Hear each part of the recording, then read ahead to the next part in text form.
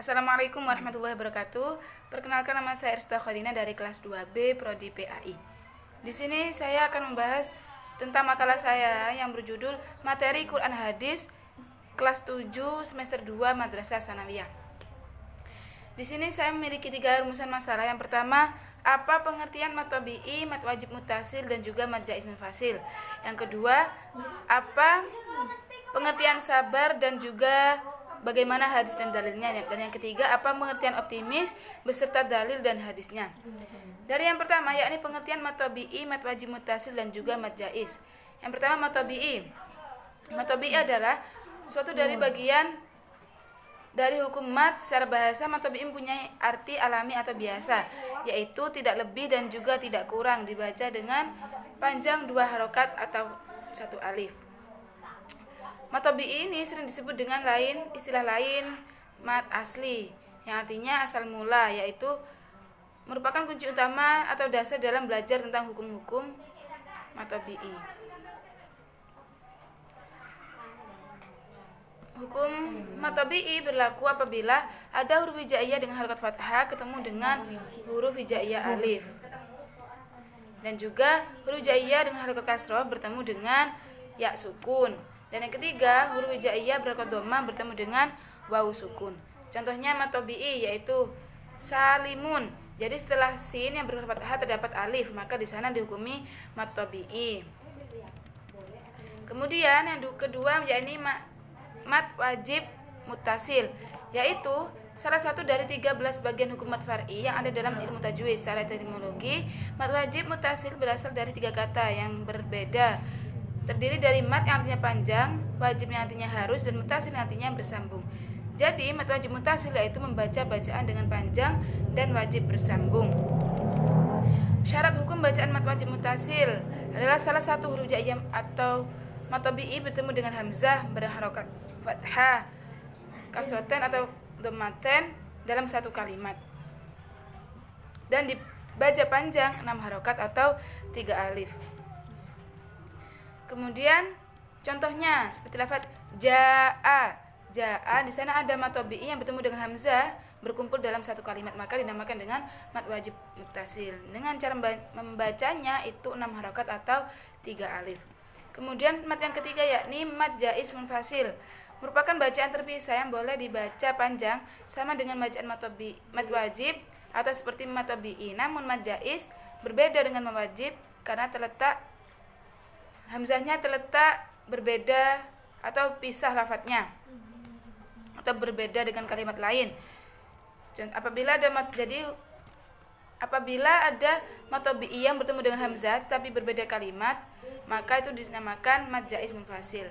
Panjangnya bisa dibaca 5 harokat atau 2,5 alif. Contoh bacaannya, inna anzalnahu. Di sana ada lafaz inna dan anzalna. Setelah mad tabi'i ada hamzah tapi beda kalimat, maka dinamakan mad jaiz munfasil. Munfasil artinya pisah. Kemudian rumusan masalah yang kedua yakni pengertian sabar beserta hadis dan dalilnya. Kata sabar berasal dari bahasa Arab, yaitu dari kata sobaro yasbiru, yang artinya menahan. Sedangkan secara istilah, sabar adalah menahan diri dari segala macam bentuk kesulitan, kesedihan, atau menahan diri dalam menghadapi segala sesuatu yang tidak disukai dan dibenci. Adapun sabar secara lebih luas adalah menahan diri agar tidak mudah marah, berkeluh kesah, benci, dendam, dan tidak mudah putus asa, melatih diri dalam ketaatan, dan membentengi diri agar tidak melakukan perbuatan keji dan maksiat.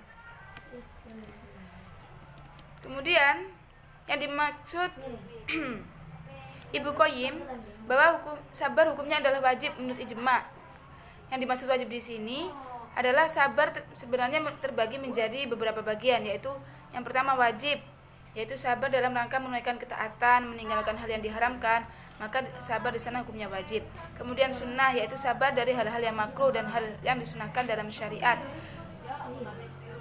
Kemudian haram, yaitu sabar terhadap hal-hal yang diharamkan, seperti orang yang sabar menahan diri dari makan dan minum hingga mati. Dan yang selanjutnya yakni makruh, seperti orang yang bersabar dari makan dan minum hingga menyebabkan sedikit kerusakan pada badannya. Yang terakhir yakni hukumnya mubah, yaitu sabar dari setiap perbuatan yang tidak mengandung keburukan ketika ditinggalkan ataupun dilakukan.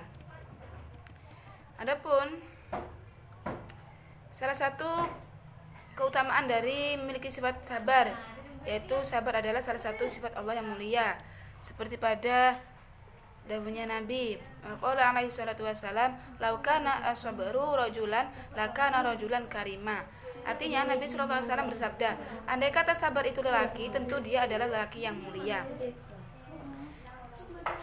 Rumusan masalah yang terakhir yakni optimis. Pengertian optimis beserta hadis dan dalilnya. Optimis merupakan hal yang sangat penting bagi perkembangan dan kemajuan seseorang untuk menjalani hidupnya. Optimis dapat menjadi kendaraan seseorang untuk menuju kesuksesan dan bahkan juga dapat menjadi kendaraan seseorang untuk menuju kepada ridha Allah Subhanahu wa taala. Dalam Kamus Besar Bahasa Indonesia memiliki makna orang yang selalu berpengharapan baik dalam menghadapi segala hal. Dalam bahasa Arab sendiri, sikap optimis atau selalu berpandangan positif terhadap apa yang sedang, sudah, atau akan terjadi.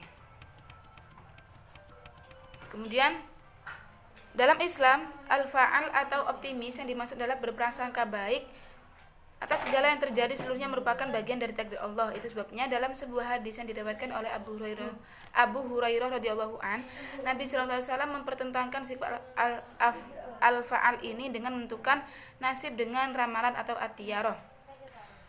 Nabi sallallahu alaihi wasallam bersabda, tidak ada tiarah dan yang terbaik adalah al-fa'al.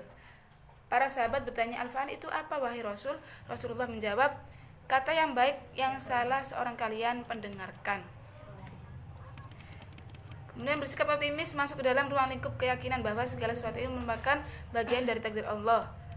Kemudian optimis adalah bagian dari sikap berbaik sangka kepada Allah, seperti dikatakan oleh Ibnu Hajar al-Asqalani, yakni Nabi Muhammad senantiasa senang dengan sikap optimis, karena sikap pesimis sesungguhnya adalah perwujudan berburuk sangka kepada Allah tanpa ada sebab yang jelas. Sementara optimis adalah sikap berbaik sangka kepadanya dan manusia diperintahkan untuk berbaik sangka. Optimis memberikan kemampuan pada manusia untuk melihat warna kehidupan menjadi lebih indah, karena ia memiliki kemampuan untuk mengamati semua hal dengan suatu sinar dan kekuatan baru. Sikap optimis harusnya menjadi bagian dari kehidupan manusia, karena sikap optimis memiliki pengaruh langsung terhadap kebahagiaan individu, dan optimisme tidak akan pernah terlepas dari kehidupan manusia. Mungkin cukup sekian dari saya, kurang lebihnya mohon maaf. Wassalamualaikum warahmatullahi wabarakatuh.